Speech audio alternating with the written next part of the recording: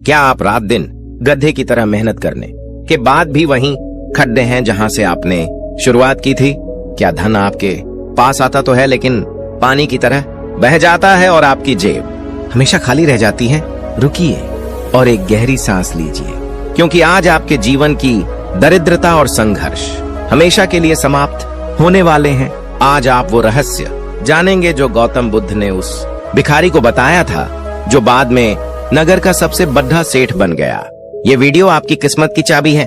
नमस्कार दोस्तों, आज फिर से स्वागत नहीं अभिनंदन है आपका अपने चैनल बुद्धा ब्लेसिंग इंस्पायर में, क्योंकि स्वागत मेहमानों का होता है। आप तो हमारे साथ ही है। मेरे प्यारे साथियों, हम सब एक ही ऊर्जा का हिस्सा हैं, हम सब एक ही हैं। आज हम जिस यात्रा पर निकलने वाले हैं वह केवल शब्दों की यात्रा नहीं है, बल्कि यह आपके मन के उन बंद दरवाजों को खोलने की चाबी है जिनके पीछे अपार धन और शांति छिपी हुई है। मैं आपसे वादा करता हूं कि इस यात्रा में हम साथ साथ चलेंगे और जब तक आप उस प्रकाश को नहीं पा लेते, मैं आपका हाथ नहीं छोड़ूंगा। दोस्तों, जीवन में गरीबी केवल जेब में पैसों की कमी का नाम नहीं है, बल्कि यह एक मानसिक अवस्था है, एक ऐसा जाल है जिसे हम अपनी ही सोच से बुनते हैं। बहुत समय पहले की बात है, मगध राज्य के एक छोटे से गांव में एक युवक रहता था। उसका नाम सुमित था। सुमित बहुत परिश्रमी था। वह सुबह सूरज निकलने से पहले उठता और देर रात तक काम करता। कभी खेतों में मजदूरी करता तो कभी भारी बोझा ढोता। उसके पसीने की हर बूंद में ईमानदारी थी, लेकिन फिर भी उसके घर में दरिद्रता का वास था। जो भी कमाता वो या तो किसी बीमारी में लग जाता या किसी न किसी वजह से खत्म हो जाता। उसके पास कभी भी 2 वक्त की रोटी से ज्यादा कुछ नहीं बचता था। वह देखता था कि जो लोग उससे कम मेहनत करते हैं, जो बेईमानी करते हैं, वो महलों में रह रहे हैं, और वो जो धर्म और न्याय के रास्ते पर चल रहा है, दाने दाने को मोहताज है। इस बात ने उसके मन में एक गहरी कड़वाहट भर दी थी। उसे लगने लगा था कि ईश्वर शायद अमीरों का ही होता है, गरीबों की सुनने वाला कोई नहीं है। क्या आपके मन में भी कभी ऐसा ख्याल आया है? क्या आपको भी लगता है कि आपकी मेहनत का फल आपको नहीं मिल रहा और पूरी दुनिया आपके खिलाफ है? अगर हाँ, तो नीचे कमेंट बॉक्स में अपने दिल की बात लिखिए, क्योंकि जब आप अपनी पीड़ा को शब्दों में बयान करते हैं तो उसका बोझ हल्का हो जाता है। सुमित की हताशा जब चरम पर पहुंच गई, तब उसने सुना कि पास के ही एक वन में तथागत गौतम बुद्ध अपने शिष्यों के साथ ठहरे हुए हैं। लोगों का कहना था कि बुद्ध के पास हर समस्या का समाधान है। उनके पास वो दिव्य दृष्टि है जो इंसान के भूत और भविष्य के पार देख सकती है। सुमित के मन में एक उम्मीद की किरण जागी। उसने सोचा कि मैं बुद्ध के पास जाऊंगा और उनसे पूछूंगा कि आखिर मेरे साथ ऐसा अन्याय क्यों हो रहा है, आखिर धन मुझसे दूर क्यों भागता है। वह नंगे पांव भूखा प्यासा बुद्ध के आश्रम की ओर चल पड़ा। जब वह वहां पहुंचा तो उसने देखा कि बुद्ध एक विशाल बरगद के पेड़ के नीचे ध्यान मग्न बैठे हैं। उनके चेहरे पर ऐसा तेज था जैसे उगता हुआ सूरज हो, और ऐसी शांति थी जैसे ठहरा हुआ सागर। सुमित बुद्ध के चरणों में गिर पड़ा और रोने लगा। उसके आंसू रुकने का नाम नहीं ले रहे थे। बुद्ध ने अपनी आंखें खोली और बड़े ही करुणा भाव से उसके सिर पर हाथ रखा। बुद्ध का स्पर्श पाते ही सुमित का रोना थम गया। उसे लगा जैसे किसी ने उसके जलते हुए हृदय पर शीतलता का लेप लगा दिया हो। बुद्ध ने उससे पूछा, हे भद्र, तुम इतने दुखी क्यों हो? तुम्हारे आंसू किस वेदना का परिचय दे रहे हैं? सुमित ने हाथ जोड़कर कहा, हे तथागत, मैं इस दुनिया का सबसे बदनसीब इंसान हूँ। मैं दिन रात मेहनत करता हूँ, कभी चोरी नहीं करता, कभी किसी का बुरा नहीं सोचता, फिर भी मैं गरीब हूँ। मेरे पास अपने परिवार को खिलाने के लिए पर्याप्त धन नहीं है। लोग मेरा मजाक उड़ाते हैं, जबकि जो लोग अधर्म करते हैं वो सुखी हैं। मुझे बताइए, क्या गरीबी से बाहर निकलने का कोई रास्ता नहीं है? क्या मैं इसी तरह घुट घुट कर मरने के लिए पैदा हुआ हूँ? बुद्ध ने मुस्कुराते हुए सुमित की आंखों में देखा और कहा, मेरे प्रिय, तुम गरीब इसलिए नहीं हो कि तुम्हारे पास धन नहीं है। तुम गरीब इसलिए हो क्योंकि तुमने अभी तक धन को आकर्षित करने की कला नहीं सीखी है। तुमने अपने मन के दरवाजों को बंद कर रखा है। गरीबी बाहर नहीं, तुम्हारे भीतर है। आज मैं तुम्हें वो 3 सूत्र बताऊंगा जो ब्रह्मांड के अटूट नियम हैं। यदि तुमने इनका पालन कर लिया तो दुनिया की कोई भी ताकत तुम्हें धनवान और सुखी होने से नहीं रोक सकती। लेकिन याद रखना, इन सूत्रों को केवल सुनना नहीं है, इन्हें अपने जीवन में उतारना है, अपनी हर सांस में बसाना है। मित्रों, यहाँ मैं आपको एक बात याद दिलाना चाहता हूँ। यह ज्ञान जो अब शुरू होने जा रहा है, यह बहुत ही दुर्लभ है। इसे ग्रहण करने के लिए एक गुरु दक्षिणा की आवश्यकता होती है और आपकी गुरु दक्षिणा यही है कि आप अभी कमेंट में नमो बुद्धाय लिखकर अपनी उपस्थिति दर्ज कराएं। यह केवल एक कमेंट नहीं है, बल्कि यह ब्रह्मांड को दिया गया एक संकेत है कि आप इस ज्ञान को पाने के लिए तैयार हैं। और अगर आपको लगता है कि यह चैनल आपके जीवन में कोई मूल्य जोड़ रहा है, तो सुपर थैंक्स या मेंबरशिप के जरिए आप इस धम्म के कार्य में अपना योगदान दे सकते हैं। ऐसा करके आप किसी यूट्यूबर को पैसे नहीं दे रहे, बल्कि आप अपनी कमाई का एक छोटा सा हिस्सा ज्ञान के प्रसार में लगाकर खुद बुद्ध की कृपा के भागीदार बन रहे हैं। जो हाथ देने के लिए उठते हैं वो कभी खाली नहीं रहते। बुद्ध ने अपना पहला सूत्र बताना शुरू किया। उन्होंने कहा, ध्यान से सुनो सुमित, धन पानी की तरह है।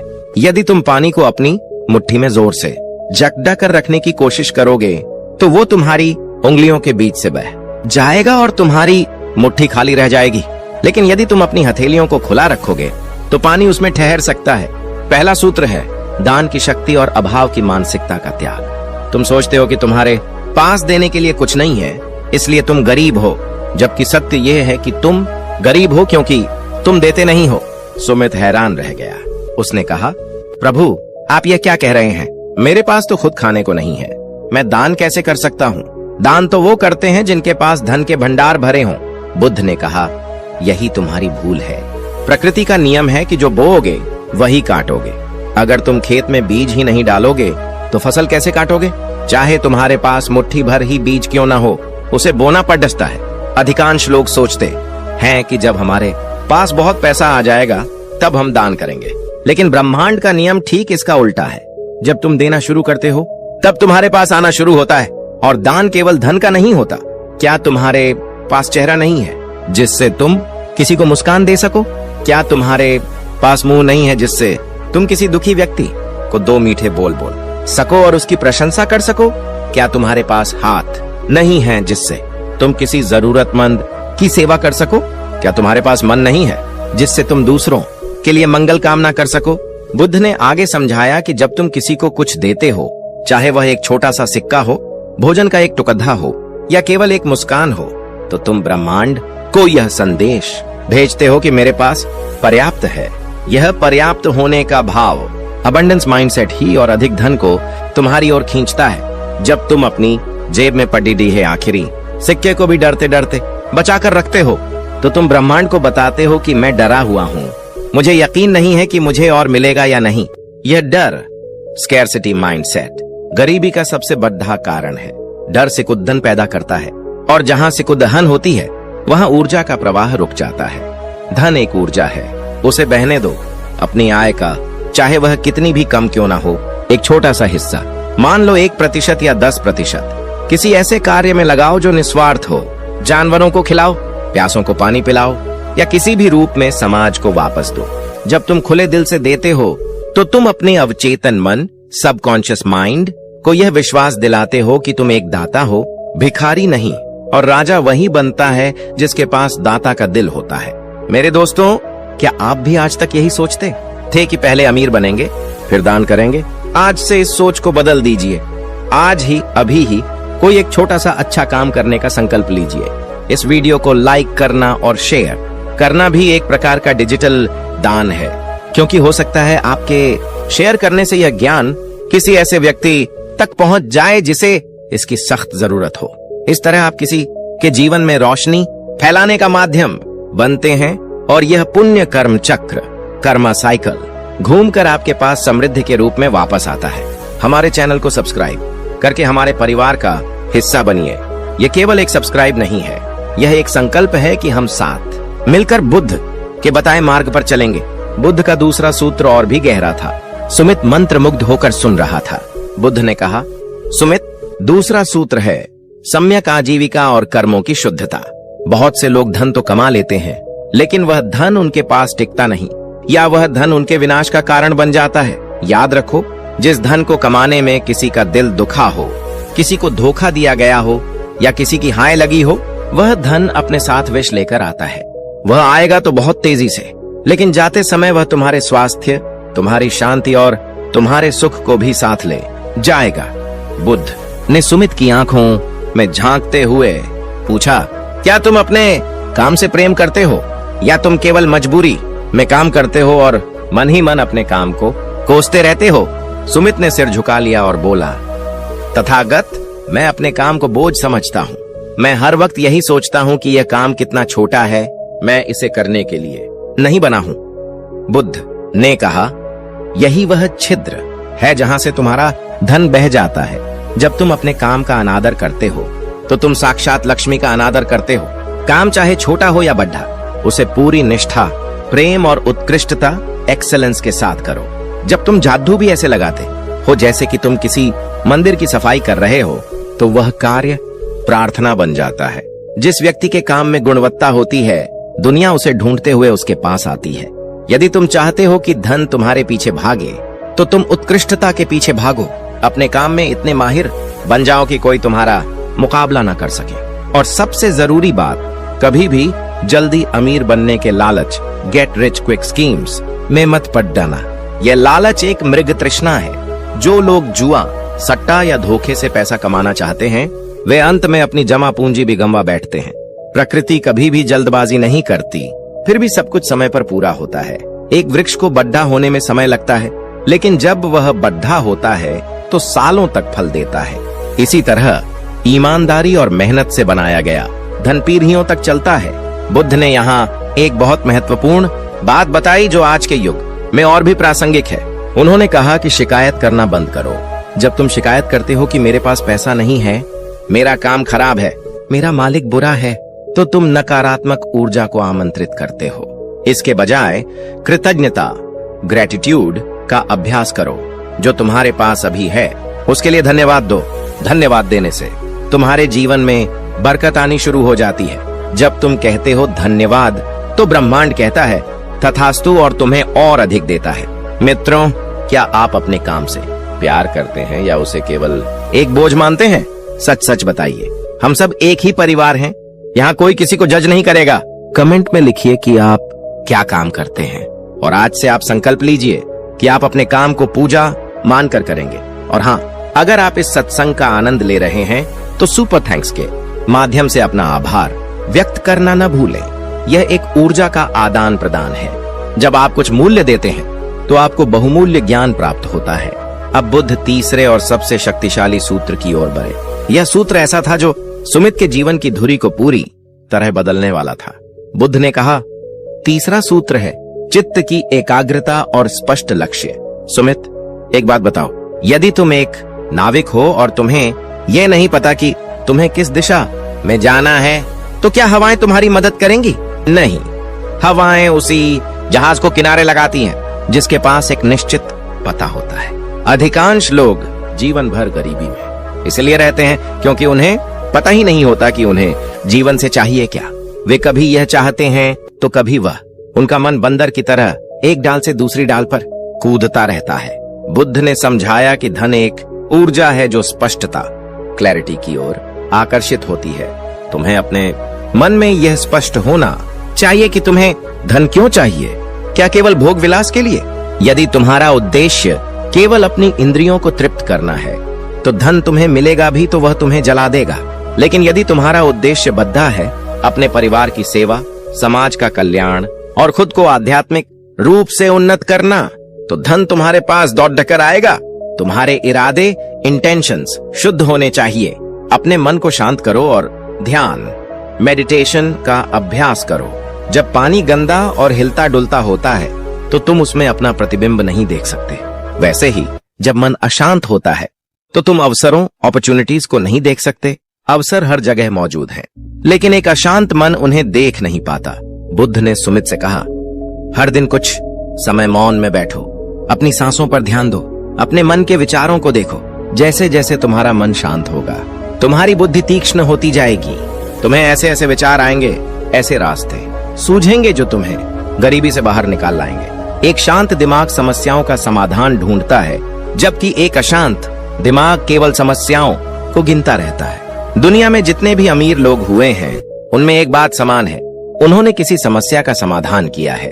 तुम भी देखो कि तुम लोगों की किस समस्या को हल कर सकते हो। जिस दिन तुमने दूसरों के जीवन को आसान बनाना शुरू कर दिया, धन तुम्हारे पीछे ऐसे आएगा जैसे छाया। शरीर के पीछे आती है। बुद्ध की ये बातें सुमित के दिल में तीर की तरह उतर गईं। उसे अपनी गलतियां साफ साफ दिखाई देने लगीं। उसे समझ आ गया कि वह अब तक अपने मन की दरिद्रता के कारण गरीब था। उसने बुद्ध के चरणों में सिर झुकाया और कसम खाई कि वह इन 3 सूत्रों का पालन अपने अंतिम सांस तक करेगा। और दोस्तों, कहानी अभी खत्म नहीं हुई है। सुमित ने वापस जाकर क्या किया और कैसे उसने इन सूत्रों को अपनी दिनचर्या में लागू किया और कैसे ब्रह्मांड ने उसकी परीक्षा ली, ये जानना बहुत जरूरी है, क्योंकि रास्ता मिलते ही मंजिल नहीं मिल जाती। रास्ते में आने वाली बाधाओं से कैसे निपटना है, यह भी बुद्ध ने बताया था। लेकिन उस अगले भाग पर जाने से पहले मैं आपसे एक प्रश्न पूछना चाहता हूँ।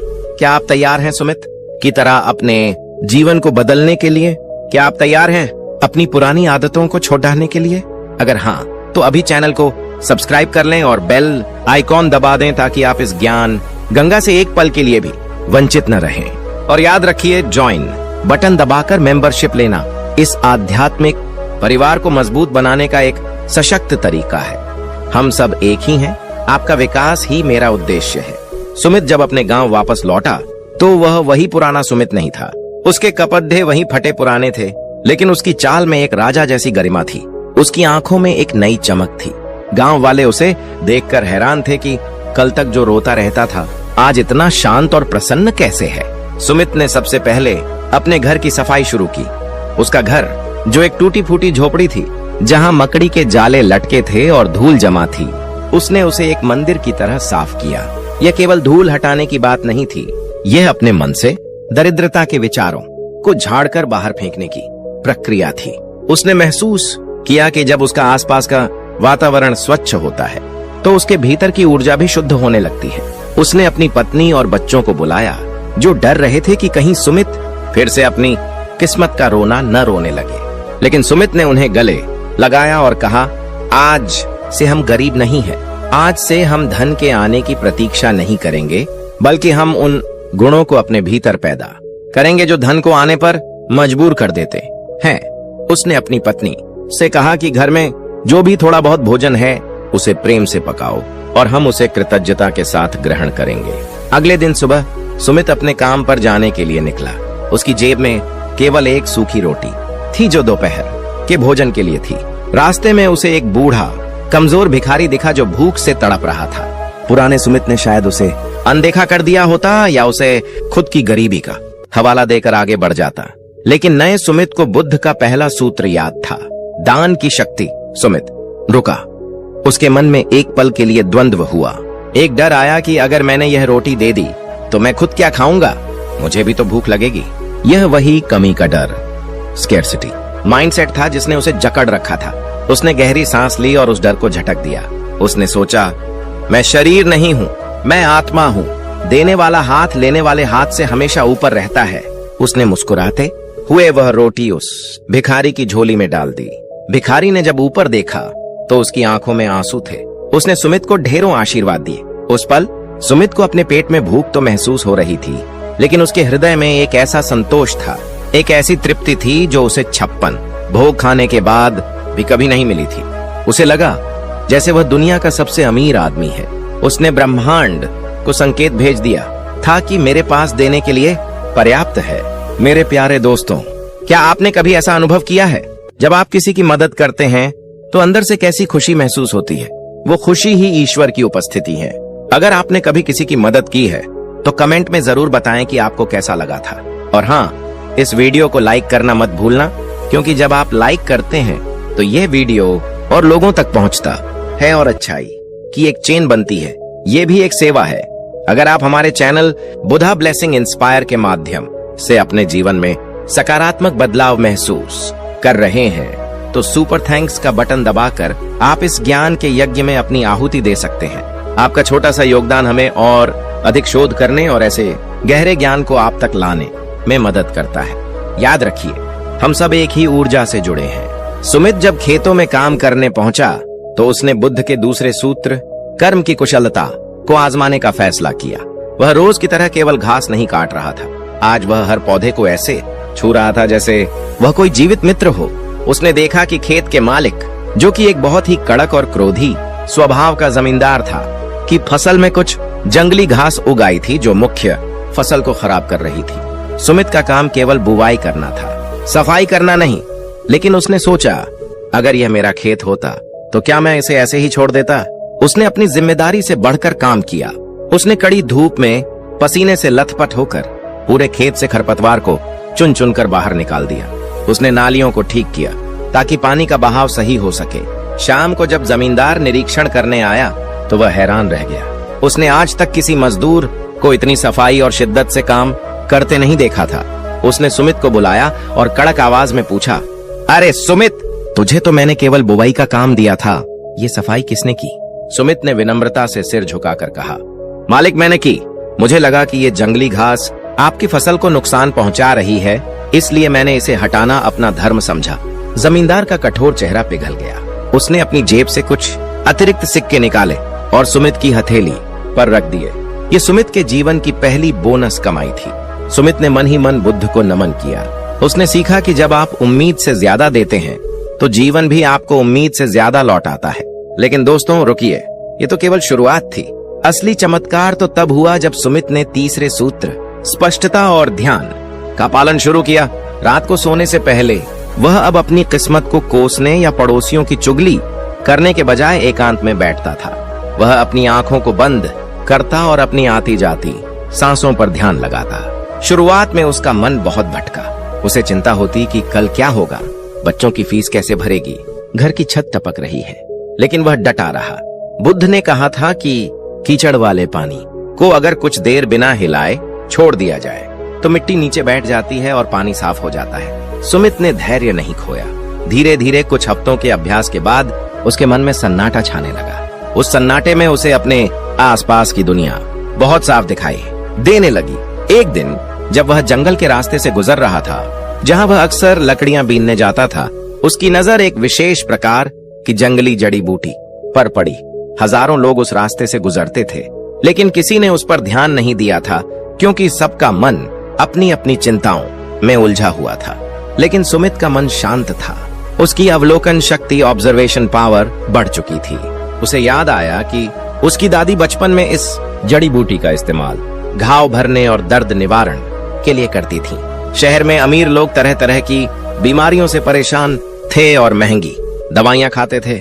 सुमित के दिमाग में एक बिजली की तरह विचार आया, क्यों न मैं इन जड़ी बूटियों को इकट्ठा करके शहर के वैद्य को बेचूं। यह विचार उस शांत मन की देन थी जिसे उसने ध्यान से प्राप्त किया था। सुमित ने उन जड़ी बूटियों को इकट्ठा करना शुरू किया। गांव के कुछ लोग उसे देखकर हंसने लगे। उन्होंने कहा, अरे सुमित, अब क्या घास फूस बेचकर अमीर बनेगा? मजदूरी कर, उसी में भलाई है। ये सब अमीरों के चौंचले हैं, हम गरीबों के बस की बात नहीं है व्यापार करना। सुमित को उनकी बातों से चोट तो लगी, उसका मनोबल डगमगाया। लेकिन फिर उसे बुद्ध का चेहरा याद आया। उसे याद आया कि दुनिया उसी को नीचा दिखाती है जो कुछ अलग करने की हिम्मत करता है। उसने किसी की नहीं सुनी। उसने उन जड़ी बूटियों को साफ किया, उन्हें सुखाया और एक पोटली में बांधकर शहर की ओर चल पड़ा। दोस्तों, यहाँ एक बहुत बड़ी सीख है। जब आप सफलता के रास्ते पर चलेंगे तो सबसे पहले आपके अपने, आपके दोस्त और समाज ही आपका विरोध करेंगे। वो आपको डराएंगे, आपका मजाक उड़ाएंगे। क्यों? क्योंकि आपकी उड़ान उन्हें उनकी अपनी नाकामी का एहसास दिलाती है। वे नहीं चाहते कि आप उस कुएं से बाहर निकलें जिसमें वे सब पड़े हैं। क्या आपके साथ भी ऐसा हुआ है? क्या किसी ने आपके सपनों का मजाक उड़ाया है? अगर हाँ, तो घबराइए मत, आप सही रास्ते पर हैं। कमेंट में लिखिए, मैं नहीं रुकूंगा, आई विल नॉट स्टॉप। यह संकल्प आपके अवचेतन मन को लोहे की तरह मजबूत बना देगा। और अगर आप चाहते हैं कि हम ऐसे ही आपका मनोबल बढ़ाते रहें, तो चैनल को सब्सक्राइब करके ज्वाइन बटन दबाएं और हमारे एक्सक्लूसिव मेंबर बने। इससे आपको एक अलग पहचान मिलेगी और आप हमारे करीब जुड़ सकेंगे। सुमित जब शहर पहुंचा तो वह डरा हुआ था। उसने कभी व्यापार नहीं किया था। वह बड़े वैद्य की दुकान पर पहुंचा। वैद्य बहुत व्यस्त था। सुमित काफी देर तक कोने में खड़ा रहा। उसके मन में फिर से हीन भावना आने लगी कि मैं एक मामूली मजदूर इस बड़े वैद्य से कैसे बात करूं। लेकिन फिर उसने लंबी सांस ली और बुद्ध के वचनों को याद किया, तुम जो सोचते हो वही बन जाते हो। उसने खुद को एक व्यापारी के रूप में देखा, एक याचक के रूप में नहीं। वह पूरे आत्मविश्वास के साथ वैद्य के पास गया और अपनी जड़ी बूटियां दिखाई। वैद्य ने पहले तो उसे अनदेखा किया, लेकिन जब उसने जड़ी बूटियों की गुणवत्ता देखी, उनकी ताजगी देखी और सुमित की सफाई देखी जो उसने दूसरे सूत्र से सीखी थी, तो वह प्रभावित हुआ। वैद्य ने कहा, ये तो बहुत दुर्लभ औषधियां हैं, मुझे इनकी बहुत जरूरत थी, तुम इन्हें कहां से लाए? सुमित ने सच बताया। वैद्य ने उसे उन जड़ी बूटियों के बदले इतने पैसे दिए जितने सुमित महीने भर की मजदूरी में भी नहीं कमा पाता था। सुमित के हाथों में जब वो पैसे आए तो उसका शरीर कांपने लगा। यह हराम की कमाई नहीं थी, यह लॉटरी नहीं थी, यह उसकी सूझबूझ, मेहनत और विश्वास का फल था। उसने सबसे पहले उन पैसों में से 10% हिस्सा अलग निकालकर एक अनाथालय में दान दिया। पहला सूत्र। बाकी पैसों से उसने अपने बच्चों के लिए कपड़े खरीदे और अपनी पत्नी के लिए कुछ जरूरी सामान लिया, लेकिन उसने फिजूल खर्ची नहीं की। उसने बाकी बचे धन को दोबारा अपने काम में लगाने, री इन्वेस्ट का सोचा। उस रात सुमित को नींद नहीं आई, चिंता से नहीं बल्कि उत्साह से। उसने समझ लिया था कि धन कहीं बाहर नहीं है, वह अवसरों में छिपा है और अवसर केवल शांत और जागरूक मन को ही दिखाई देते हैं। उसने धीरे धीरे अपने काम को बढ़ाया। वह अब केवल जड़ी बूटियां ही नहीं लाता था, बल्कि उसने जंगल से शहद इकट्ठा करना, बांस की टोकरियां बनाना और ऐसे उत्पाद तैयार करना शुरू कर दिया जो शहर में महंगे बिकते थे, लेकिन गांव में मुफ्त या बहुत सस्ते में उपलब्ध थे। उसने गांव के अन्य बेरोजगार युवकों को भी अपने साथ मिला लिया। जो लोग कल तक उसका मजाक उड़ाते थे, आज वो उसके पास काम मांगने आने लगे। सुमित अब केवल एक मजदूर नहीं था, वह एक सेठ बनने की राह पर था। लेकिन दोस्तों, कहानी में अभी एक बहुत बड़ा मोड़ आना बाकी है। जीवन कभी भी सीधी रेखा में नहीं चलता। जब सुमित की तरक्की होने लगी तो उसकी परीक्षा भी बड़ी होने लगी। गांव का एक और व्यापारी जिसका नाम मदन था, सुमित की बढ़ती लोकप्रियता और धन को देखकर जलने लगा। मदन बेईमान था, वह मिलावट करता था और लोगों को ठगता था। उसने देखा कि सुमित की वजह से उसका धंधा मंदा हो रहा है। ईर्ष्या की आग में जलते हुए मदन ने एक षड्यंत्र रचा। उसने शहर में यह अफवाह फैला दी कि सुमित की जड़ी बूटियां जहरीली हैं और वह जादू टोना करके लोगों को वश में करता है। यह अफवाह जंगल की आग की तरह फैल गई। लोग डरने लगे। जो वैद्य सुमित से सामान लेता था, उसने भी सामान लेने से मना कर दिया। सुमित का बना बनाया काम ठप होने लगा। गांव वाले जो कल तक उसकी तारीफ कर रहे थे, फिर से कानाफूसी करने लगे। देखा, हमने तो पहले ही कहा था, ज्यादा उड़ना ठीक नहीं, जरूर कुछ गलत काम करता होगा। सुमित पर मुसीबतों का पहाड़ टूट पड़ा। उसका जमा किया हुआ पैसा खत्म होने लगा। उसकी पत्नी घबरा गई और रोने लगी। मैंने कहा था ना, हमें अपनी औकात में रहना चाहिए। अब हम क्या करेंगे, हम तो बर्बाद हो गए। सुमित बुरी तरह टूट गया। उसे लगा कि बुद्ध के सूत्र काम नहीं कर रहे। क्या सच्चाई और ईमानदारी का यही सिला मिलता है? वह गुस्से और हताशा में फिर से उसी बरगद के पेड़ के नीचे गया जहां उसे बुद्ध मिले थे। हालांकि अब बुद्ध वहां नहीं थे, लेकिन उनकी ऊर्जा वहां महसूस की जा सकती थी। सुमित वहां बैठकर जोर जोर से रोने लगा। हे तथागत, आपने कहा था कि धर्म के रास्ते पर चलो तो सब ठीक होगा। मैंने दान दिया, मैंने मेहनत की, मैंने ध्यान किया, फिर यह बदनामी क्यों, यह असफलता क्यों? क्या मैं हार मान लूं? तभी उसके भीतर से, उसके अंतर मन से एक आवाज आई। वह आवाज किसी और की नहीं, बल्कि उसके अपने जागृत विवेक की थी। उसे बुद्ध का एक और उपदेश याद आया जो उसने उस दिन सुना था। निंदा और प्रशंसा, लाभ और हानि, सुख और दुख, ये जीवन के दो पहलू हैं। जो इन दोनों में संभव इक्वानिमिटी रखता है, वही सच्चा विजेता है। सुमित को समझ आया कि यह विपत्ति उसे तोड़ने के लिए नहीं, बल्कि उसे और मजबूत बनाने के लिए आई है। यह परीक्षा है कि क्या वह सच में बदल चुका है या वह अभी भी वही पुराना डरपोक सुमित है। अगर वह आज हार मान गया तो मदन की जीत होगी, बुराई की जीत होगी, लेकिन अगर वह डटा रहा तो सत्य की जीत होगी। सुमित ने अपने आंसू पोंछे। उसने तय किया कि वह सफाई नहीं देगा, वह बहस नहीं करेगा, बल्कि वह अपने कर्मों से जवाब देगा। उसने सोचा, लोग मेरी जुबान पर भरोसा नहीं करेंगे, लेकिन मेरे उत्पाद की गुणवत्ता, क्वालिटी पर तो करेंगे। उसने एक नया तरीका निकाला। उसने शहर के बीच चौराहे पर अपना स्टॉल लगाया और लोगों से कहा, आप मेरी औषधि मुफ्त में ले जाइए। अगर आपको फायदा हो तो पैसे दे देना, और अगर नुकसान हो तो मुझे नगर के बीच सजा दे देना। यह एक बहुत बड़ा जोखिम था, लेकिन सुमित को अपनी मेहनत और अपनी नीयत पर पूरा भरोसा था। मित्रों, आत्मविश्वास, सेल्फ कॉन्फिडेंस वह पूंजी है जो आपसे कोई नहीं छीन सकता। जब आप खुद पर भरोसा करते हैं तो तो दुनिया भी आप पर भरोसा करने लगती है। क्या आपके अंदर वह आत्मविश्वास है या आप दूसरों की बातों से अपना रास्ता बदल लेते हैं? हमें कमेंट में बताएं कि आप अपने आत्मविश्वास को बढ़ाने के लिए क्या करते हैं। और अगर आप चाहते हैं कि हम आत्मविश्वास और डर पर जीत के विषय पर एक अलग से विस्तृत वीडियो बनाएं, तो कमेंट में विक्ट्री लिखें। और हाँ, हमारे इस परिवार को बड़ा करने के लिए अपने दोस्तों और रिश्तेदारों के साथ इस वीडियो को शेयर करें। जितना आप बांटेंगे उतना आपके पास लौटेगा। सुमित की यह चुनौती काम कर गई। कुछ गरीब लोग जिनके पास दवा के पैसे नहीं थे, उन्होंने सुमित की जड़ी बूटियां ली। उन्हें अद्भुत लाभ हुआ। धीरे धीरे बात फैलने लगी कि सुमित की दवाइयां जादुई हैं और मदन झूठ बोल रहा था। सत्य को छिपने में देर लग सकती है, लेकिन वह पराजित नहीं हो सकता। लोगों ने देखा कि सुमित संकट के समय में भी शांत रहा। उसने किसी को अपशब्द नहीं कहे। उसने मदन के खिलाफ भी बुरा नहीं बोला। सुमित का यह आचरण लोगों के दिलों को छू गया। उनकी नजर में सुमित की इज्जत और बढ़ गई।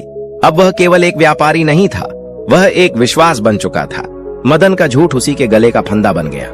लोगों ने उसका बहिष्कार कर दिया। सुमित का व्यापार अब पहले से 10 गुना बढ़ गया। लेकिन अब सुमित ने एक और बड़ा कदम उठाया। उसने सोचा, अकेले अमीर बनने में क्या मजा, मुझे पूरे गांव को गरीबी से बाहर निकालना है। उसने गांव में एक सहकारी समिति, कोऑपरेटिव सोसाइटी बनाई। उसने गांव की महिलाओं को जड़ी बूटियों को साफ करने और पैक करने का काम सिखाया।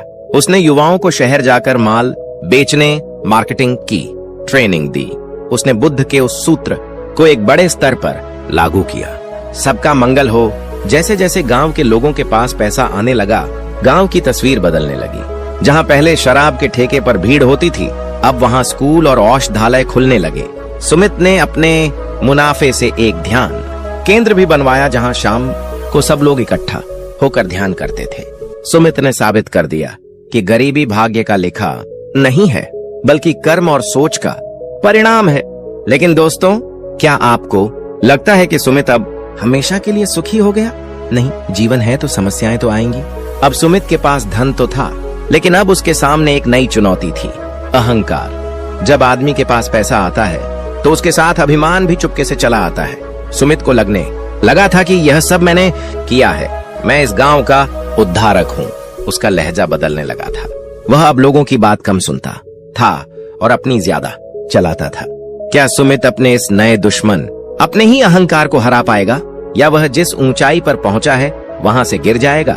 क्योंकि बुद्ध ने कहा था कि बाहर के शत्रुओं से जीतना आसान है, लेकिन अपने भीतर के अहंकार को जीतना सबसे कठिन है। अहंकार वह दीमक है जो सोने की लंका को भी खाक कर देता है। सुमित के जीवन में एक ऐसी घटना घटने वाली थी जो उसे फिर से झकझोर कर रख देगी और उसे बुद्ध के एक और गहरे रहस्य की ओर ले जाएगी। वह रहस्य जो धन को केवल आकर्षित ही नहीं करता, बल्कि उसे सुरक्षित, सस्टेन भी रखता है। वह घटना क्या थी? एक दिन सुमित अपने गोदाम का निरीक्षण कर रहा था। वहां उसका एक पुराना मित्र आया, वही जिसके साथ वह कभी मजदूरी करता था। मित्र ने कहा, सुमित भाई, मुझे कुछ पैसों की सख्त जरूरत है, मेरी बेटी की शादी है। सुमित, जो अब सेठ सुमित बन चुका था, ने बिना उसकी ओर देखे अहंकार भरे स्वर में कहा, अरे तुम लोग कभी मेहनत नहीं करते, बस हाथ फैलाने आ जाते हो। जब मैं गरीब था तो मैंने मेहनत की, तुम भी मेहनत करो। उसने अपने मित्र को खाली हाथ लौटा दिया। मित्र की आंखों में आंसू थे, लेकिन सुमित को वो आंसू नहीं दिखे, क्योंकि उसकी आंखों पर अभिमान का चश्मा चढ़ा था। उसी रात सुमित के गोदाम में आग लग गई। सब कुछ धू धू कर जलने लगा। सुमित चीखता चिल्लाता रहा। लोग आग बुझाने दौड़े, लेकिन तब तक बहुत नुकसान हो चुका था। सुमित सड़क पर आ गया। वह दहाड़े मारकर रोने लगा। यह मेरे साथ क्यों हुआ? मैंने तो सब सही किया था। तब उसे महसूस हुआ कि कहीं न कहीं वह भटक गया है। वह फिर से बुद्ध की शिक्षाओं को खोजने लगा। उसे समझ आया कि उसने दान करना तो जारी रखा था, लेकिन उसमें करुणा, कंपैशन खत्म हो गई थी। वह दान अब केवल दिखावे और अहंकार को पोसने का साधन बन गया था। बिना विनम्रता के धन बिना जड़ के पेड़ जैसा है, जो पहली आंधी में गिर जाता है। यह आग सुमित के गोदाम में नहीं, उसके अहंकार में लगी थी। प्रकृति उसे सिखा रही थी कि कर्ता तुम नहीं हो, तुम केवल निमित्त, इंस्ट्रूमेंट हो। सुमित को अपनी गलती का एहसास हुआ। वह उसी मित्र के घर गया जिसे उसने भगा दिया था। उसने उसके पैर पकड़कर माफी मांगी। मित्र ने उसे गले लगा लिया। गांव वालों ने देखा कि उनका पुराना विनम्र सुमित वापस आ गया है। उन्होंने कहा, सुमित भाई, चिंता मत करो, गोदाम जला है, हमारा हौसला नहीं, हम सब मिलकर फिर से खड़ा करेंगे। और सच में पूरे गांव ने मिलकर सुमित का साथ दिया। इस बार जो सफलता मिली वह पहले से भी ज्यादा स्थायी और विशाल थी, क्योंकि उसकी नींव में अहंकार नहीं बल्कि सामूहिकता, यूनिटी और विनम्रता, ह्यूमिलिटी थी। मेरे साथियों, इस लंबी यात्रा से हमने क्या सीखा? देना सीखो, चाहे वह धन हो, मुस्कान हो या सेवा। अभाव की मानसिकता छोड़ो, काम में उत्कृष्टता, एक्सेलेंस। जो भी करो ऐसे करो कि वह ईश्वर की पूजा बन जाए। ध्यान और स्पष्टता, शांत मन ही अवसरों को देख सकता है। धैर्य और दृढ़ता, असफलता और निंदा केवल परीक्षाएं हैं, अंत नहीं। विनम्रता, धन आने पर झुकना सीखो, क्योंकि अकड़ा हुआ पेड़ ही सबसे पहले टूटता है। यह कहानी सुमित की है, लेकिन यह कहानी आपकी भी हो सकती है। बुद्ध के ये सूत्र 2500 साल पहले भी काम करते थे, आज भी करते हैं और हमेशा करेंगे, क्योंकि ये मानवीय, मनोविज्ञान और ब्रह्मांडीय नियमों पर आधारित है। अब गेंद आपके पाले में है। क्या आप आज से अभी से इन नियमों को अपनाने का वादा करते हैं? मैं आपको एक छोटा सा होमवर्क टास्क दे रहा हूँ। अगले 24 घंटों में कोई भी एक ऐसा काम करें जो निस्वार्थ हो, जिससे किसी के चेहरे पर मुस्कान आए, और फिर वापस आकर इसी वीडियो के कमेंट में अपना अनुभव साझा करें। देखते हैं हम कितने लोगों के जीवन में खुशियां ला सकते हैं। और हाँ, अगर आपने अभी तक सब्सक्राइब नहीं किया है तो यह सही समय है। बुद्धा ब्लेसिंग इंस्पायर केवल एक चैनल नहीं, यह एक आंदोलन है, एक जागृति है। बेल आइकॉन दबाएं ताकि जब हम अगला वीडियो लाएं, जिसमें हम बात करेंगे कि रिश्तों में आई कड़वाहट को बुद्ध के सूत्रों से कैसे दूर करें, तो आप उसे मिस ना करें। अगर आप इस वीडियो को यहाँ तक देख रहे हैं तो आप उन 8% लोगों में से हैं जो सच में अपने जीवन को बदलने के लिए गंभीर हैं। मैं और यह पूरा ब्रह्मांड आपकी सफलता की कामना करता है।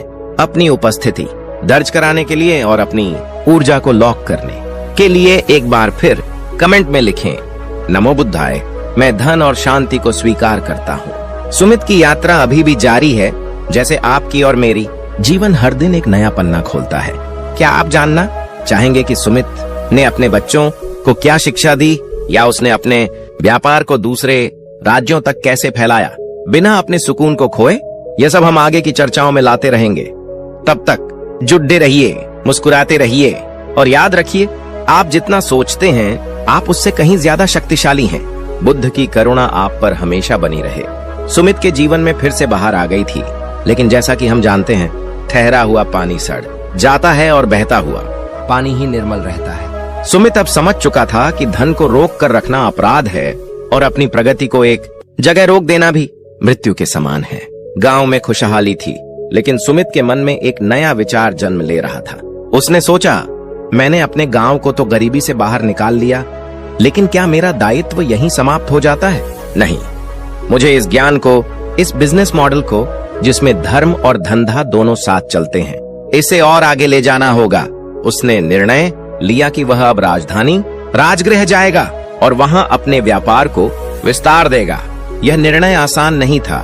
गांव का सुकून, परिवार का प्यार और एक जमी जमाई इज्जत छोड़कर एक अनजान बड़े शहर में जाना, जहां बड़े बड़े मगरमच्छ जैसे व्यापारी बैठे हों, यह एक बहुत बड़ा जोखिम था। जब उसने यह बात अपनी पत्नी को बताई तो वह डर गई। सुमित, हमारे पास अब सब कुछ है, हमें और क्या चाहिए? क्यों ना हम यहीं शांति से जीवन बिताएं? ये सवाल अक्सर हमारे मन में भी आता है ना? जब हम एक कंफर्ट जोन में पहुंच जाते हैं तो हम वहीं रुक जाना चाहते हैं। लेकिन याद रखिए, जीवन का नाम गति है। सुमित ने अपनी पत्नी को समझाया, प्रिय, मैं लोभ के कारण नहीं जा रहा, मैं इसलिए जा रहा हूं क्योंकि मुझे अपनी क्षमताओं का पूरा उपयोग करना है। बुद्ध कहते हैं कि यदि तुम्हारे पास दीपक है तो उसे एक कोने में मत रखो, उसे ऊंचे स्थान पर रखो ताकि उसकी रोशनी दूर तक जाए। दोस्तों, क्या आप भी अपने जीवन में किसी बड़े फैसले को लेने से डर रहे हैं? क्या आपको भी लगता है कि रिस्क लेने से जो है वो भी चला जाएगा? अगर हाँ, तो सुमित का यह अगला कदम आपके लिए एक बहुत बड़ी सीख है। कमेंट में लिखिए, मैं निडर हूँ, आई एम फियरलेस, और अपने अवचेतन मन को बता दीजिए कि आप चुनौतियों के लिए तैयार हैं। और अगर आप चाहते हैं कि हम ऐसे ही आपका हाथ थामे रहें, तो चैनल की मेंबरशिप लेकर हमारे साथ और गहराई से जुड़ें, जहां हम ऐसे ही डर को जीतने की विशेष चर्चाएं करते हैं। सुमित ने अपने बेटे, जो अब थोड़ा बड़ा हो गया था, और अपने कुछ विश्वास पात्र साथियों को गांव का काम सौंपा और खुद राजधानी की ओर निकल पड़ा। यह यात्रा केवल एक स्थान से दूसरे स्थान की नहीं थी, यह एक मानसिक यात्रा भी थी। रास्ते में चलते चलते सुमित को एक बहुत ही भव्य रथ दिखाई दिया जो कीचड़ में फंसा हुआ था। रथ के आसपास कई नौकर चाकर थे जो उसे निकालने की कोशिश कर रहे थे, और रथ के ऊपर एक बहुत ही मोटा और अमीर सेठ बैठा चिल्ला रहा था। वह अपने नौकरों को गालियां दे रहा था, उन्हें कोड़े मारने की धमकी दे रहा था। सुमित वहां रुका। उसने देखा कि वह सेठ, जिसका नाम धनानंद था, अपार धन का स्वामी होकर भी कितना दरिद्र था। उसके चेहरे पर तनाव, क्रोध और भय साफ दिख रहा था। सुमित ने अपने कंधे से अपना थैला उतारा और बिना कुछ बोले रथ के पहिए के पास गया। उसने अपनी शारीरिक ताकत और उससे भी महत्वपूर्ण अपनी बुद्धिमत्ता का प्रयोग किया। उसने देखा कि जोर लगाने से काम नहीं बनेगा, पहिए के नीचे पत्थर लगाना होगा। उसने शांत मन से स्थिति का आकलन किया और नौकरों को सही निर्देश दिए। नौकर, जो अब तक केवल सेठ की गालियां सुनकर घबराए हुए थे, सुमित की शांत और आत्मविश्वास भरी आवाज सुनकर प्रेरित हुए। सबने मिलकर एक लय में जोर लगाया, है या आइट, और देखते ही देखते रथ बाहर निकल आया। सेठ धनानंद हैरान था। उसने सुमित को ऊपर से नीचे तक देखा। साधारण कपड़े, धूल भरा चेहरा, लेकिन आंखों में एक गजब का तेज। धनानंद ने घमंड से अपनी थैली निकाली और सुमित की तरफ कुछ सोने के सिक्के फेंके, जैसे हम किसी कुत्ते के आगे रोटी फेंकते हैं। उसने कहा, ये लो तुम्हारी मजदूरी। सुमित ने उन सिक्कों को हाथ भी नहीं लगाया। उसने मुस्कुराते हुए हाथ जोड़ कर कहा, सेठ जी, सहायता का कोई मूल्य नहीं होता। मैंने यह धन के लिए नहीं, बल्कि अपने धर्म के लिए किया। आप सुरक्षित रहें, यही मेरा इनाम है। और सुमित आगे बढ़ने लगा। धनानंद को मानो सांप सूंघ गया हो। उसने आज तक ऐसा इंसान नहीं देखा था जिसने लक्ष्मी को ठुकराया हो। वह रथ से नीचे उतरा और सुमित के पीछे दौड़ा। रुको युवक, तुम कौन हो? तुम साधारण मजदूर नहीं लगते। सुमित ने कहा, मैं भी एक व्यापारी हूँ और राजधानी जा रहा हूँ। धनानंद ने कहा, मेरे साथ चलो, मेरे रथ में बैठो। मुझे तुम्हारी यह न बिकने वाली अदा पसंद आई। रास्ते भर धनानंद सुमित से बात करता रहा। उसने अपना दुखड़ा रोया। मेरे पास 7 पीढ़ियों का धन है, लेकिन मुझे रात को नींद नहीं आती। मुझे हर पल डर लगता है कि कोई मुझे लूट ना ले, कोई मेरे खाने में जहर न मिला दे। मेरे अपने बेटे मेरी मौत का इंतजार कर रहे हैं ताकि उन्हें जायदाद मिल सके। ऐ युवक, मुझे बताओ, तुम्हारे चेहरे पर यह शांति कैसे है? तुम तो फटेहाल हो, फिर भी तुम मुझसे ज्यादा सुखी दिखते हो। यहाँ सुमित ने उसे वह पाठ पढ़ाया जो उसे बुद्ध से मिला था। सुमित ने कहा, सेठ जी, आपने धन को अपना स्वामी बना लिया है, जबकि धन को सेवक होना चाहिए था। आपने तिजोरियां तो भर लीं, लेकिन अपने मन को खाली कर दिया। जब आप मुट्ठी बंद करते हैं तो न कुछ अंदर आ सकता है और न बाहर जा सकता है। आप घुट रहे हैं। सुमित ने उसे दान और करुणा का महत्व समझाया। उसने बताया कि जब हम दूसरों के लिए जीते हैं तो भय खत्म हो जाता है, क्योंकि जिसके पास खोने का डर नहीं, उसे कोई लूट नहीं सकता। राजधानी पहुंचते पहुंचते धनानंद का हृदय परिवर्तन होने लगा था। उसने सुमित को अपने महल जैसे घर में रुकने का आग्रह किया, लेकिन सुमित ने विनम्रता से मना कर दिया। उसने कहा, मुझे अपनी लड़ाई खुद लड़नी है। अगर मैं आपकी शरण में रहूंगा तो मेरी अपनी शक्ति विकसित नहीं होगी। सुमित ने एक साधारण सी धर्मशाला में जगह ली। अगले दिन सुमित राजधानी के मुख्य बाजार में गया। वहां की चकाचौंध देखकर उसकी आंखें फटी रह गईं। वहां देश विदेश से आया सामान बिक रहा था। लेकिन सुमित ने एक और चीज देखी। वहां के व्यापार मंडल, बिजनेस गिल्ड का एकाधिकार, मोनोपोली। वहां के बड़े व्यापारी किसी भी नए व्यक्ति को दुकान नहीं लगाने देते थे। जब सुमित ने अपनी जड़ी बूटियों और हस्तशिल्प के लिए जगह मांगी तो मंडल के प्रमुख ने उसका मजाक उड़ाया। अरे देहाती, यह राजगृह है, यहां हम तय करते हैं कि कौन क्या बेचेगा। अगर यहां धंधा करना है तो हमें 100 स्वर्ण मुद्राएं नजराने रिश्वत के तौर पर देनी होंगी। 100 स्वर्ण मुद्राएं, यह एक बहुत बड़ी रकम थी। सुमित के पास व्यापार शुरू करने के लिए कुछ पूंजी थी, लेकिन इतनी नहीं कि वह रिश्वत दे सके। और सबसे बड़ी बात, यह उसके उसूलों के खिलाफ था। बुद्ध का दूसरा सूत्र था सम्यक आजीविका, राइट लाइवलीहुड। रिश्वत देकर शुरू किया गया काम कभी शुभ नहीं हो सकता। सुमित धर्म संकट में फंस गया। एक तरफ उसका सपना था, उसकी मेहनत थी, और दूसरी तरफ उसके आदर्श। क्या उसे झुक जाना चाहिए? क्या उसे वापस लौट जाना चाहिए? सुमित ने वहां से हटकर नदी के किनारे एक शांत जगह ढूंढी और ध्यान में बैठ गया। उसने अपने मन को शांत किया और समस्या का समाधान भीतर खोजने लगा। उसके अंतर मन ने कहा, रास्ता बंद नहीं हुआ है, बस कठिन हो गया है। अगर वे तुम्हें बाजार में जगह नहीं देते तो तुम बाजार को अपने पास बुला लो। सुमित को एक विचार आया। उसने शहर के बाहर उस रास्ते पर अपना छोटा सा डेरा जमाया जहां से सुबह सुबह लोग नदी स्नान करके और मंदिर होकर गुजरते थे। उसने वहां कोई दुकान नहीं सजाई। उसने बस अपनी जड़ी बूटियों को उबाला और एक बहुत ही सुगंधित और स्वास्थ्यवर्धक काढ़ा हर्बल टी बनाना शुरू किया। वह आने जाने वाले यात्रियों, साधुओं और गरीबों को वह काढ़ा मुफ्त में पिलाने लगा। ठंड का मौसम था।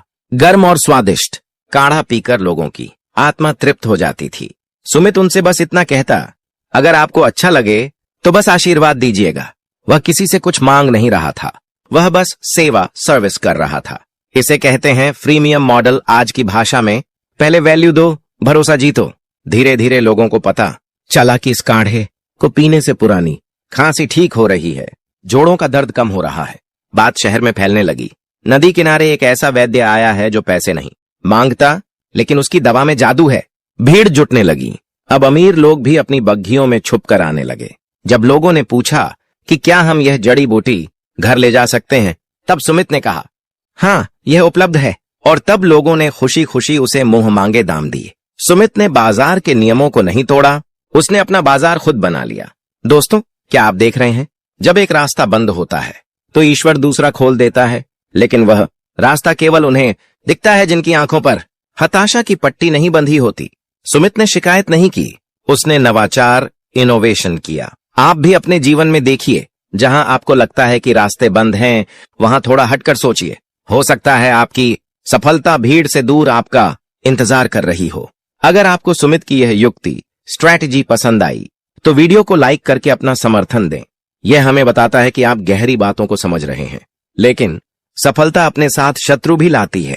व्यापार मंडल के प्रमुख को जब पता चला कि उस देहाती ने शहर के बाहर अपना अड्डा जमा लिया है और सारा ग्राहक वहां जा रहा है, तो वह आग बबूला हो गया। उसने सोचा, इसकी इतनी हिम्मत, बिना हमें चढ़ावा दिए ये यहां कैसे टिक गया। उसने अपने कुछ गुंडों को भेजा कि जाओ और उसकी दुकान तहस नहस कर दो और उसे मारकर शहर से बाहर फेंक दो। शाम का समय था। सुमित अपनी दिन भर की कमाई का हिसाब लगा रहा था और साथ ही कुछ बच्चों को पढ़ा रहा था, क्योंकि वह ज्ञान बांटने में विश्वास रखता था। तभी 4-5 हट्टे कट्टे लोग लाठियां लेकर वहां आ धमके। उन्होंने आते ही सुमित के बर्तनों को लात मारी और चिल्लाने लगे, क्यों बे, तुझे मना किया था ना यहां धंधा करने से, तुझे अपनी जान प्यारी नहीं है क्या। सुमित विचलित नहीं हुआ। उसने अपनी जगह से हिलने की कोशिश नहीं की। वह वहीं बैठा रहा, बिल्कुल शांत, जैसे तूफान के बीच एक पहाड़। उसके चेहरे पर डर की एक लकीर भी नहीं थी। बुद्ध का तीसरा सूत्र, ध्यान और जागरूकता, अब उसकी ढाल बन चुका था। उसने उन गुंडों की आंखों में देखा। आमतौर पर लोग ऐसे समय में या तो भागते हैं या लड़ते हैं, लेकिन सुमित की स्थिरता ने उन गुंडों को एक पल के लिए असमंजस में डाल दिया। सुमित ने बहुत ही धीमी और गहरी आवाज में कहा, मेरे भाइयों, तुम मुझे मार सकते हो, मेरा सामान तोड़ सकते हो, लेकिन उससे तुम्हें क्या मिलेगा। जो क्रोध और नफरत तुम अपने अंदर लेकर आए हो, वह तुम्हें ज्यादा जला रही है। तुम भी किसी मां के बेटे हो, क्या तुम्हें यह शोभा देता है। उनमें से एक गुंडा, जो शायद पहली बार किसी शिकार की आंखों में इतनी करुणा देख रहा था, थोड़ा ठिठक गया। लेकिन उनका सरदार आगे बढ़ा और उसने सुमित पर लाठी उठाई। ठीक उसी वक्त एक जोरदार आवाज आई, रुको। यह आवाज किसी और की नहीं, बल्कि उसी सेठ धनानंद की थी। धनानंद, जो सुमित के काढ़े और उसकी बातों का दीवाना हो चुका था। इत्तेफाक से या शायद ब्रह्मांड की योजना से उसी समय वहां से गुजर रहा था। धनानंद का शहर में बहुत रसूख था। उसने उन गुंडों को देखा और कहा, अगर इस महात्मा को एक खरोंच भी आई तो मैं तुम सबको और तुम्हारे मालिक को नगर के कारागार में सडडवा दूंगा। गुंडे धनानंद को पहचानते थे। वे दुम दबाकर भाग खड़े हुए। धनानंद सुमित के पास आया और बोला, मित्र, तुम कितने भोले हो। यह दुनिया शेर और भेड़ियों की है, यहां अहिंसा से काम नहीं चलता। अगर मैं नहीं आता तो आज तुम्हारा क्या होता। सुमित ने मुस्कुरा कर कहा, सेठ जी, आप नहीं आए, आपको मेरे पुण्य कर्मों ने भेजा है। जब हम धर्म की रक्षा करते हैं तो धर्म हमारी रक्षा करता है। धर्मो रक्षति रक्षितः। मेरी सुरक्षा लाठी में नहीं, मेरे आचरण में है। इस घटना ने पूरे शहर में टहलका मचा दिया। लोगों को पता चला कि सुमित केवल एक व्यापारी नहीं, बल्कि एक सिद्ध पुरुष भी है। अब सुमित को रोकने वाला कोई नहीं था। व्यापार मंडल को भी झुकना पड़ा और सुमित को सम्मान के साथ बाजार में जगह दी गई। सुमित ने वहां भी अपनी सहकारी समिति, कोऑपरेटिव का मॉडल लागू किया। उसने छोटे व्यापारियों को एक किया और उन्हें सिखाया कि आपस में लड़ने के बजाय अगर हम साथ मिलकर काम करें तो हम सब आगे बढ़ सकते हैं। लेकिन मेरे दोस्तों, कहानी में अब एक बहुत ही नाजुक मोड़ आने वाला है। सुमित का नाम अब राजा के कानों तक पहुंच चुका था। मगध के राजा, जो अपने खजाने के खाली होने और प्रजा के असंतोष से परेशान थे, उन्होंने सुना कि एक व्यापारी है जिसके पास धन और जन दोनों को वश में करने का कोई गुप्त सूत्र है। राजा ने सुमित को दरबार में बुलावा भेजा। दरबार में जाना शेर के मांद में जाने जैसा था। एक छोटी सी गलती और सर धड़ से अलग। राजा बिंबिसार, या उस समय के समकालीन राजा, बहुत विद्वान थे लेकिन अभी राज्य की आर्थिक स्थिति से चिंतित थे। सुमित जब दरबार में पहुंचा तो वहां का माहौल बहुत भारी था। मंत्रीगण उसे ईर्ष्या से देख रहे थे। राजा ने सिंहासन से पूछा, हे वणिक, हमने सुना है कि तुम्हारे पास धन कमाने की कोई दैवीय शक्ति है। हमारे राज्य का खजाना घट रहा है, क्या तुम उसे भर सकते हो? और यदि नहीं भर पाए तो याद रखना, राजा का समय बर्बाद करने की सजा मृत्यु है। पूरा दरबार सन्न रह गया। यह एक परीक्षा थी। अगर सुमित कहता है हां तो उसे चमत्कार करना होगा, और अगर कहता है नहीं तो जान जाएगी। सुमित ने गहरी सांस ली। उसने राजा की आंखों में देखा। वहां उसे एक राजा नहीं बल्कि एक चिंतित पिता दिखाई दिया। सुमित ने प्रणाम किया और कहा, महाराज, खजाना सोने चांदी से नहीं, प्रजा के विश्वास और खुशहाली से भरता है। मैं खजाना नहीं भर सकता, लेकिन मैं आपको वह तरीका बता सकता हूं जिससे खजाना कभी खाली ही ना हो। लेकिन उसके लिए आपको एक कड़वा घूंट पीना होगा। राजा ने भौहें तान ली। कड़वा घूंट? क्या तुम राजा को शर्त बता रहे हो? सुमित ने कहा, नहीं महाराज, यह शर्त नहीं, यह औषधि है। क्या आप सुनने का साहस रखते हैं? राजा उसकी निडरता से प्रभावित हुआ। उसने कहा, बताओ। सुमित ने कहा, महाराज, आपके राज्य में कर टैक्स की प्रणाली ऐसी है कि किसान और व्यापारी का खून निचोड़ लेती है। जब प्रजा डर में जीती है तो वह उत्पादन कम करती है, धन छुपाती है। आप कर कम कर दीजिए और व्यापारियों को सुरक्षा और सम्मान दीजिए। जब बीज को खुली हवा और पानी मिलता है तभी वह वृक्ष बनता है। मंत्रियों ने शोर मचाना शुरू कर दिया। महाराज, यह अनर्थ कह रहा है। कर कम करने से खजाना कैसे भरेगा? यह राज्य को डुबो देगा। इसे दंड दिया जाए। सुमित ने अपनी बात जारी रखी। महाराज, एक प्रयोग कीजिए। मुझे राज्य का सबसे गरीब और पिछड़ा हुआ एक जिला दीजिए। मैं वहां अपने बुद्ध के 3 सूत्रों का प्रयोग करूंगा। 1 साल का समय दीजिए। अगर वहां से राजस्व, रेवेन्यू 3 गुना ना हो जाए तो आप मेरा सिर काट लीजिएगा।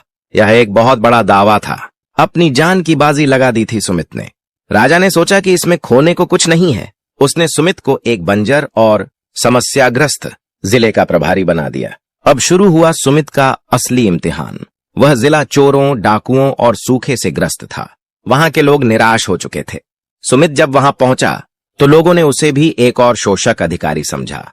उन लोगों का विश्वास जीतना, बंजर धरती को उपजाऊ बनाना और चोरों को काम पर लगाना, यह कोई जादू की छड़ी से होने वाला काम नहीं था।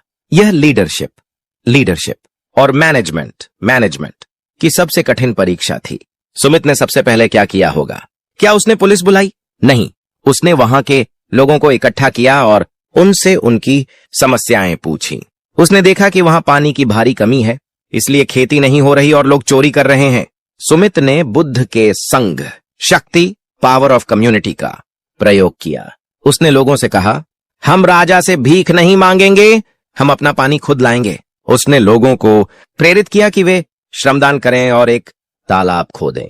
शुरू में कोई नहीं आया। सुमित ने अकेले कुदाल उठाई और खुदाई शुरू कर दी। 1 दिन बीता, 2 दिन बीते। सुमित के हाथों में छाले पड़ गए, लेकिन वह रुका नहीं। धीरे धीरे बच्चों ने उसका साथ दिया, फिर औरतों ने, और अंत में पुरुषों का स्वाभिमान भी जाग उठा। पूरा गांव, पूरा जिला कुदाल लेकर निकल पड़ा। वह दृश्य देखने लायक था दोस्तों। हजारों हाथ, एक संकल्प। कुछ ही महीनों में उन्होंने एक विशाल झील तैयार कर दी, और जैसे ही बारिश आई वह झील भर गई।